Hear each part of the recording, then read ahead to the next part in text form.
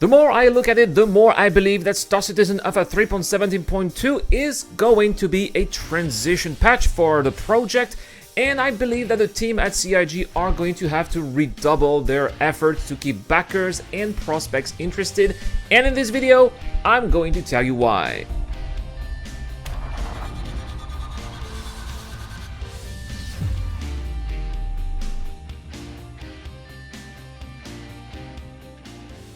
Welcome to the channel, everyone. It's the Eradicator, and in this video I'm going to talk about the challenges that the upcoming Star Citizen Alpha 3.17.2 patch is going to have to face, because right now we are clearly in a transition period as far as the project is concerned, and it means that we are going to be in for a rough ride. Let me tell you why and how the devs can fix that. The first thing that I think might be an issue, in my opinion, could be player motivation. You see, Star Citizen Alpha 3.17.2 is coming in with a database wipe, which is fine. There is nothing wrong with that for a game that is still in alpha phase. The problem is that this wipe is happening just before Star Citizen Alpha 3.18, which is going to bring in some major core tech, including full persistence and the much anticipated cargo refactor that traders have been waiting for many years, actually. One could therefore expect that with such a major change, another wipe will probably be scheduled along the way with the release of the patch, although nothing has been confirmed at this stage. So, how do you keep players motivated and eager to come and play again under such circumstances? Well, this is where dynamic events come in. At the moment, there are 4 dynamic events that have been created for the game. Genothreat Incursion, which focuses on PvE, space combat and cooperation. The Ninetales Lockdown, which focuses on shipping and space combat PvP and PvP. Jertown 2.0, which is a PvP event that encourages players to compete for a limited lucrative resource.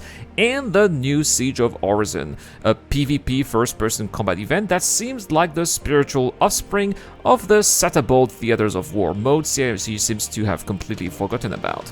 So, why focusing on dynamic events now at this particular stage? That's simply because they are fun. They are good opportunities to experience various aspects of the game at the same time while engaging with other players, something that we don't normally do due to the current limitation of 50 players per server. And because a wipe is coming, focusing on dynamic events is the perfect direction to take, because players, while having nothing to gain financially in-game, will on the other hand have nothing to lose, which is going to disinhibit a lot of players who normally are more careful in-game due to having their progression in mind, which is then going to create more PvP or at least more player-to-player interactions, which in return should create more fun for everyone.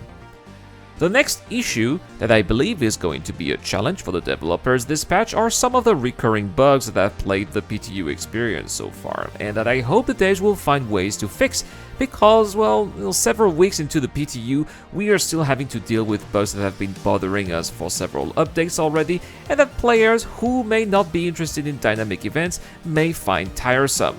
For example, CIG are still having issues with FPS combat mission NPCs, which can still be unresponsive or might not even spawn, which is obviously quite a game-breaking issue.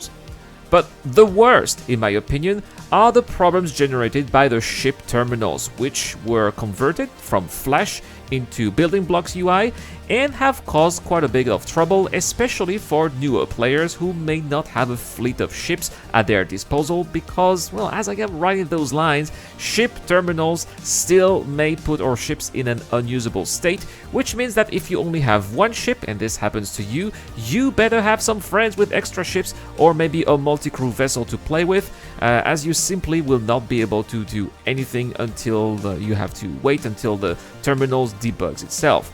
In my opinion, these 2 particular bugs here should be CIG's priority in order for them to be able to offer players a decent experience throughout these coming 3 months.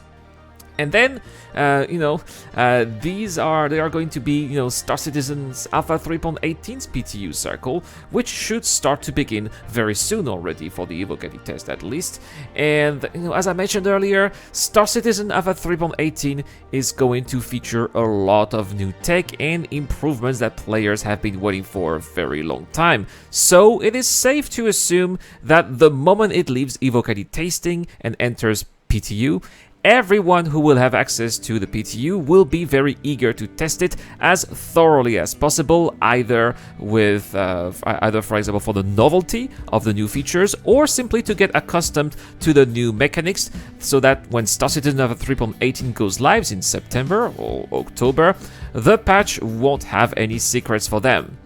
If the Evo Caddy phase lasts for over 2 months, I don't think that this should be an issue, since players will only have access to 3.17.2 live patch. But if we get a longer PTU period, let's say for example from mid-August until early October, we could easily imagine that the 3.17.2 live servers will be quite empty, since players will no longer be interested in an obsolete Star Citizen experience with no persistence and horrible trade mechanics. So there we have it, guys, why I believe that Star Citizen Alpha 3.17.2 will be a rough ride. And I don't mean a rough patch, though. I really think that it does bring some really good improvements that we are definitely going to talk about in a future video on this channel. But nevertheless, a rough ride. And I just hope that interest in the game is not going to vanish, but let me know in the comment section down below, guys, do you think that in this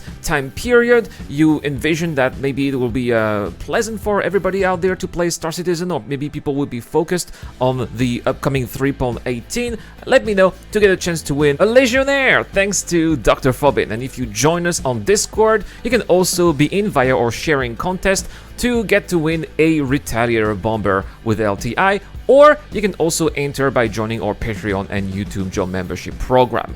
A big shout out to Dr. Phobin, Captain Snake, Geek Citizen, Eric Ohm, and the DJ Dunn. It's the Eradicator, and I will see you guys later.